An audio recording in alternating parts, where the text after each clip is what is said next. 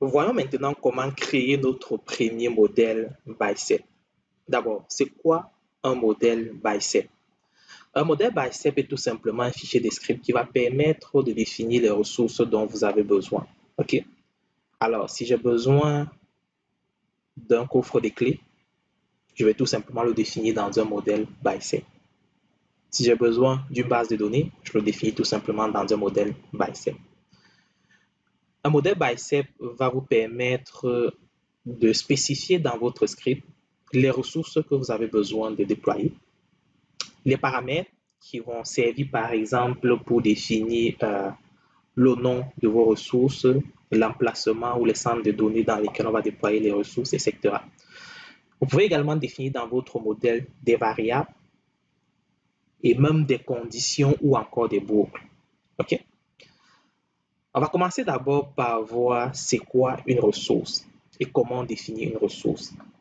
Alors, une ressource, c'est tout simplement l'élément que vous voulez déployer dans Azure. Une ressource, ça peut être un plan de service, ça peut être un app service, ça peut être un compte de stockage, etc. Et lorsqu'on veut définir notre ressource, on va utiliser le mot-clé ressource, comme on le voit ici à l'écran. Ensuite, on va donner un nom symbolique à notre ressource. Dans le App Service Plan, c'est un nom symbolique que je donne. Vous pouvez mettre ce que vous voulez, mais il est toujours recommandé de donner un nom qui correspond à la ressource que vous voulez créer. Vu que moi, j'ai envie de créer un plan de service, je vais l'appeler App Service Plan.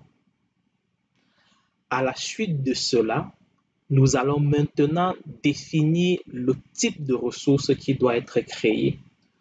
Pour les plans de service, le type de ressource est tout simplement Server Farm. Donc, on va utiliser Microsoft.web. Microsoft.web ici représente en quelque sorte le namespace tel qu'on le connaît en programmation. Donc, toutes les ressources qui font partie de la catégorie des ressources web vont se retrouver dans l'espace de nom Microsoft.web. Okay? C'est le cas du serveur Farm qui est une ressource permettant d'héberger des applications web. Donc, on aura Microsoft.web / le type de ressources, donc serveur Farm. Et ensuite, on aura le A commercial qui permet de définir ensuite la version de la ressource. Okay? Ici, on a par exemple 2020-12-01. Ce qui est intéressant, c'est que vous n'aurez pas besoin forcément de maîtriser tout cela parce que dès lors que vous serez dans votre environnement de développement Visual Studio Code, une fois que vous aurez tapé Microsoft.web, il y aura l'intelligence qui va vous proposer de l'autocomplexion pour aller chercher le type de ressources que vous avez besoin. Et une fois que vous avez sélectionné le type de ressources, l'intelligence va également vous proposer les différentes versions qui sont disponibles et à ce moment-là, vous pourriez sélectionner la version que vous voulez. Par défaut, on va toujours y aller avec la version la plus récente. Une fois qu'on l'a fait, on va mettre un égal et ouvrir et fermer les accolades. Dans les accolades, on sera maintenant capable de définir les caractéristiques de notre ressource. Toutes les ressources ont au minimum deux caractéristiques, le nom et l'emplacement. Okay? Donc, le name va permettre de définir le nom de la ressource qu'on aura dans Azure. Alors, comme j'ai mis le nom ici, premier App Service Plan, lorsqu'il va me déployer mon service plan dans Azure, ce service plan aura pour nom premier App Service Plan. Et ensuite, location va permettre de définir l'emplacement dans la région dans laquelle je voudrais que mon App Service Plan soit provisionné, c'est-à-dire Canada central. Ce sont les deux paramètres qu'on aura toujours dans toutes les ressources qu'on veut déployer, name et location. Et ensuite, on aura des paramètres supplémentaires qui vont varier en fonction du type de ressource. Par exemple, le SKU, qui est le plan tarifaire, qui va permettre pour un App Service Plan de définir notre plan tarifaire. Au niveau du plan tarifaire, on a le name qui va permettre de définir le nom du plan tarifaire. Ça peut être du F1 pour le free. Ça peut être du B1 pour le basic 1. Ça peut être du S1 pour le standard S1. OK? Et on va mettre la capacité. Capacité ici, on va mettre tout simplement 1. qui est la capacité par défaut pour du F1. Ici, on vient donc de définir notre ressource qui va permettre de créer notre App Service Plan avec les caractéristiques qui ont été définies dans notre script. Okay? Donc, c'est tous ces paramètres-là qui sont bien évidemment expliqués dans la prochaine slide. Alors, si on regarde maintenant les paramètres, un paramètre va permettre d'importer des valeurs extérieures au fichier de modèle. Okay? Par exemple, si on regarde le script que j'avais précédemment, on voit qu'ici, le nom du plan de service est directement défini dans le script.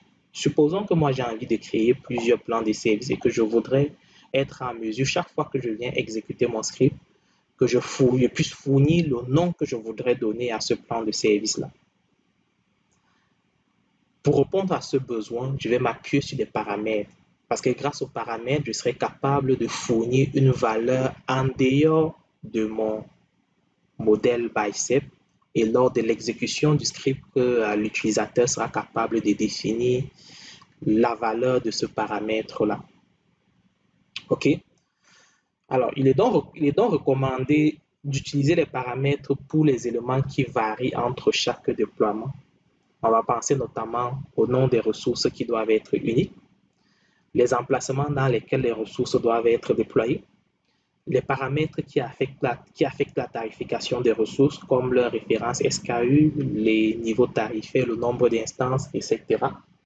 Les informations d'identification, les informations nécessaires pour accéder à d'autres systèmes qui ne sont pas définis dans le modèle.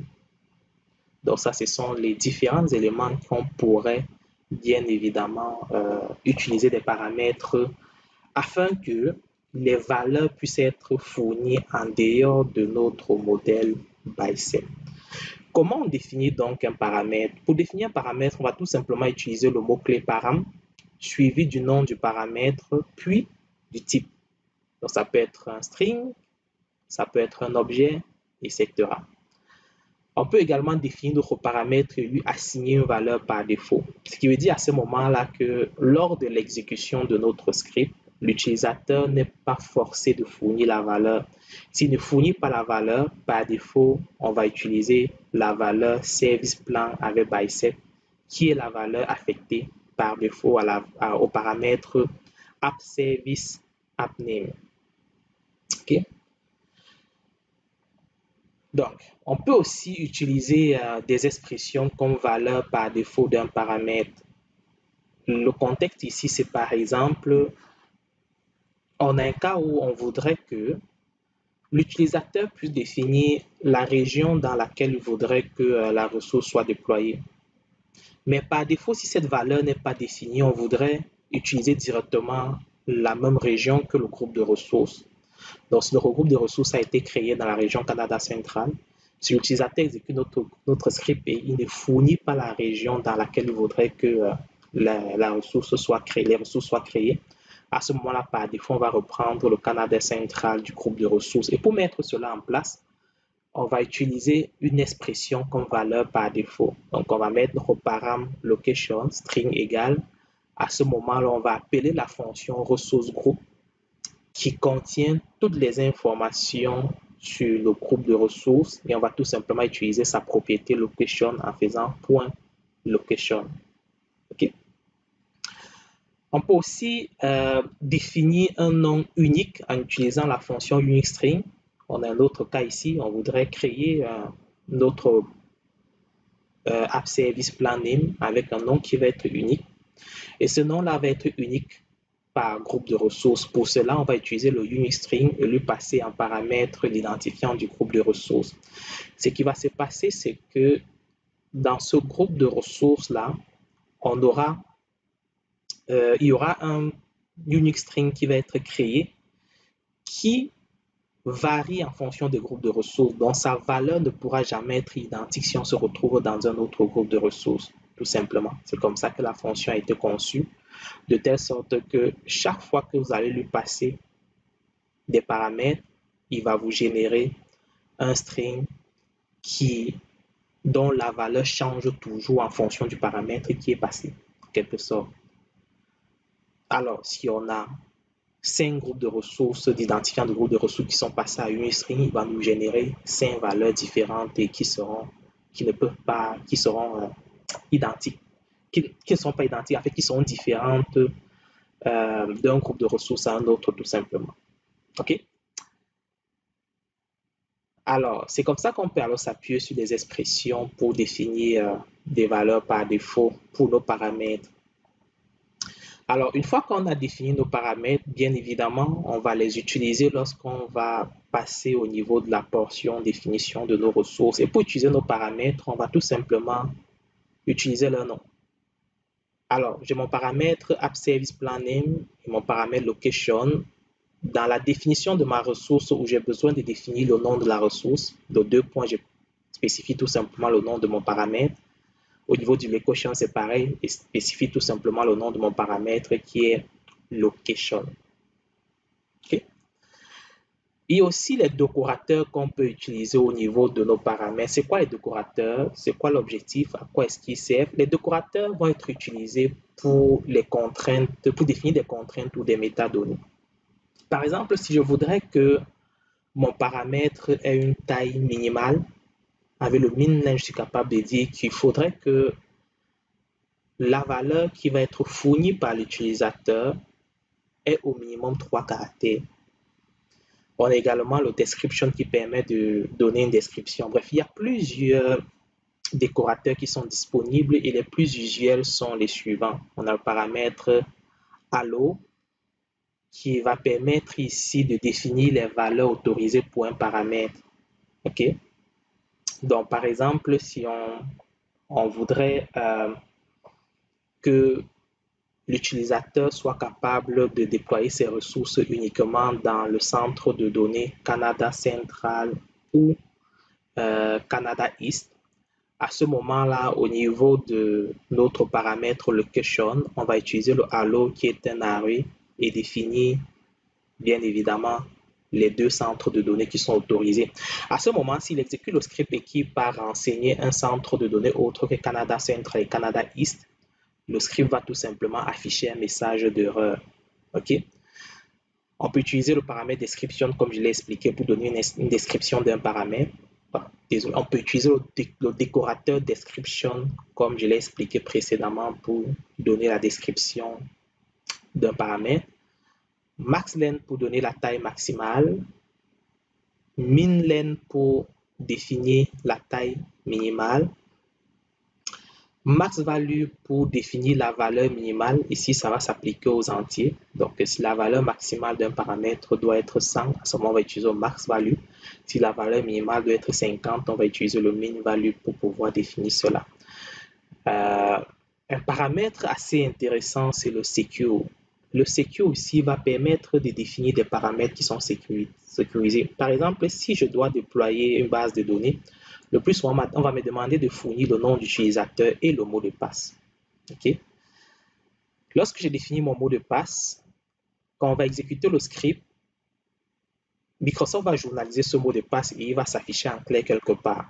Si je veux, vu que c'est un paramètre qui est censé être secret, je vais utiliser le décorateur secure pour lui dire que je ne voudrais pas que tu puisses enregistrer sa valeur quelque part et que tu puisses la journaliser. Sa valeur doit être cachée. OK? Donc, toute valeur secrète qui est définie via un paramètre doit être décorée avec le décorateur secure. Regardons maintenant la notion de variable. Une variable est définie et paramétrée dans notre modèle et les variables vont tout simplement nous permettre de stocker des informations importantes dans un emplacement unique et d'y faire référence dans le modèle sans avoir besoin d'effectuer de copier-coller. Dès lors que vous avez, par exemple, une même valeur qui revient plusieurs fois, à ce moment-là, c'est mieux de la définir en un seul endroit au niveau d'une variable et tout simplement référencer la variable. L'avantage, c'est que s'il arrive que vous voulez changer cette valeur-là, vous n'avez plus besoin de le faire à plusieurs endroits. Vous modifiez tout simplement au niveau de la variable et ça va être appliqué partout où est-ce qu'on fait appel à cette variable-là. Alors, les variables constituent généralement une option intéressante quand vous utilisez les mêmes valeurs pour chaque déploiement, comme je l'ai spécifié, mais que vous souhaitez rendre une valeur réutilisable dans le modèle ou que vous souhaitez utiliser des expressions pour créer une valeur complexe. Okay. Alors, comment est-ce qu'on définit une variable? Pour définir une variable, on va tout simplement utiliser le mot-clé var et ensuite définir le nom de notre variable app_service_plan_name. On a par exemple le cas d'une composition complexe. On voudrait que notre app_service_plan_name soit constitué d'un préfixe qui va être fourni par l'utilisateur et ensuite d'une succession de caractères aléatoires qui va être générée par la fonction UniString. À ce moment-là, qu'est-ce qu'on fait? On va utiliser tout simplement une variable qui va permettre de concaténer le préfixe. Ensuite, on aura le tiret avec le résultat de la fonction UniString. Et partout où on a besoin d'utiliser cette variable, on va tout simplement référencer le nom de la variable app_service_plan_name. Alors, quels sont les types qu'on retrouve avec du bicep? On a le array pour les tableaux. On a le bool pour le true false. On a les entiers, on a les objets et on a les strings. Quelques exemples des types qu'on a avec du bicep. Par exemple, pour le int, le bool, le string. Ici, on voit comment est-ce qu'on vient définir un array. On définit le array, on va utiliser des accolades ouvrantes et fermantes et on va définir les différentes valeurs de notre array. Ici, on peut avoir un array avec différents types. Donc, peu importe, vu que à la base, on ne définit pas directement le type de l'array. Donc, en fonction des éléments comme à l'intérieur, ça permet de définir le type. Donc, on peut avoir un array qui prend plusieurs types. Donc, ça peut être des strings, ça peut être des bools, ça peut être même des entiers. OK? Alors, ici, on a un exemple d'objet. Donc, pour les objets, on va utiliser le plus souvent les accolades ouvrantes et fermantes. Et au niveau des objets, on va voir les objets un peu comme une classe avec ses attributs. Hein. OK? Donc, si on définit un objet, on va être en mesure de définir ses différentes propriétés, donc ses différents attributs et les valeurs de ces attributs-là. Et lorsqu'on définit ces attributs, en fonction de ce qu'on va assigner comme valeur, c'est ça qui va définir le type. Et une fois qu'on a besoin d'utiliser notre objet, on va tout simplement appeler le nom de l'objet, point la propriété qu'on a besoin. Okay? Par exemple, si je veux avoir l'ID pour l'objet exemple objet, on va faire exemple objet.id. Ça va me retourner 1, 2, 3-ABC. C'est justement ce qu'on voit ici avec notre variable A qui est de type objet. Okay? Pour la variable, on n'a pas besoin de mettre le type objet comme c'est le cas avec le paramètre. On va tout simplement ouvrir et fermer les accolades et définir vos différentes propriétés avec leurs valeurs. Et pour accéder, on va tout simplement appeler objet, notre variable point, la propriété en question. Si la propriété a aussi d'autres propriétés, on va y aller point point pour avoir la valeur correspondante, comme on le voit avec le result 3 qu'on a ici. La liaison des ressources. Nous allons nous intéresser ici à la liaison de ressources parce que c'est un élément quand même qui est important lorsqu'on fait du bicep, lorsqu'on crée notre modèle bicep. Ceci tout simplement parce qu'il y a plusieurs ressources dans Azure que pour les déployer, vous devez créer également une autre ressource parce qu'il y a un lien entre cette ressource et une autre ressource. On va prendre le cas par exemple du Web Apps. Pour créer une Web Apps dans la plateforme Microsoft Azure, vous devez créer un plan de service et un app service. Et il faudrait que votre app service soit lié à votre plan de service. Comment est-ce qu'on peut mettre cela en place dans un modèle bicep? La première chose qu'on va faire, on va d'abord définir notre plan de service. Donc, on a la ressource ici qui permet de définir notre plan de service. On va lui donner un nom symbolique. Ce qui est intéressant, c'est que c'est à partir de ce nom symbolique-là qu'on peut accéder aux différentes propriétés de notre plan de service. Donc, partout ailleurs où on aura besoin d'utiliser les propriétés de ce plan de service-là, on va tout simplement appeler l'honneur symbolique point la propriété dont on a besoin. Alors, lorsqu'on se retrouve en train de définir notre app service, on va mettre en place la ressource correspondante. On va utiliser le type correspondant qui est toujours dans l'espace de nom web, mais par contre, le type correspond à site. Donc, on voit site ici, comme on a à l'écran. Ensuite, on va définir le nom, l'emplacement. Au niveau de Properties, c'est là qu'on va venir faire l'association. Et dans Properties, on a tout simplement une propriété Server Farm ID qui correspond à l'identifiant de notre App Service Plan. Comment est-ce qu'on va chercher cet identifiant-là? Tout simplement en référençant le nom symbolique de notre plan de service, point sa propriété ID.